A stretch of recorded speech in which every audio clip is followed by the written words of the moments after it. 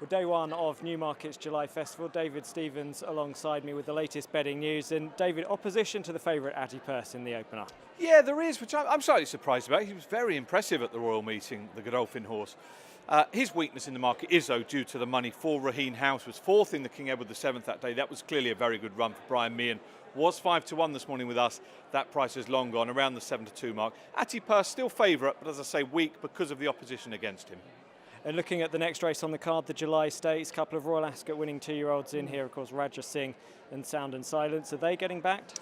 Raja Singh definitely isn't the Coventry Stakes winner. He's carrying the penalty, so you can understand why punters are perhaps happy to take him on. There is bits and pieces around for Sound and Silence for Godolphin, but also the two James Tate runners. James Tate double-handed here with Hager Man and Invincible Army, and both of those being backed. Raja Singh, again, like Atty Purse, will start favourite, but an easy-to-back favourite. The 3 o'clock is a fiendishly competitive 6-furlong handicap. Is the market giving us any clues here? At the head of the market, Cartographer's popular for the informed Sylvester de Souza, but as you'd expect for a sponsor by our old friends at Bet365, very, very tricky. Couple at bigger prices, perhaps might be a clue. Hyde Park, Ryan Moore, in the famous Abdullah Silks, and Bacchus for James Doyle and Brian Meehan. Again, they've been back to big prices, but you could probably have 4 or 5 goes at this and still miss out.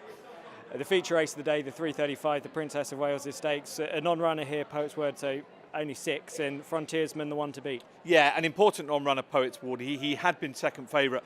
Despite the obviously the change in the market, Frontiersman still being very well backed. Was as big as 7-4 before the non-runner, is now down to 11-10. Wouldn't be a surprise given that the form of the Godolphin horses. This is the best back favourite of the day. Could even start odds on. And looking at the rest of the card, which horses are getting backed later in the day? Yeah, I mean there's a pair of Godolphin horses, so they are in form. Charlie Appleby sends out Spring Cosmos in the 5th race and Debay in the last. They've both been well backed. And in the 6th race, the 5-furlong handicap, the ever shrewd Stuart Williams.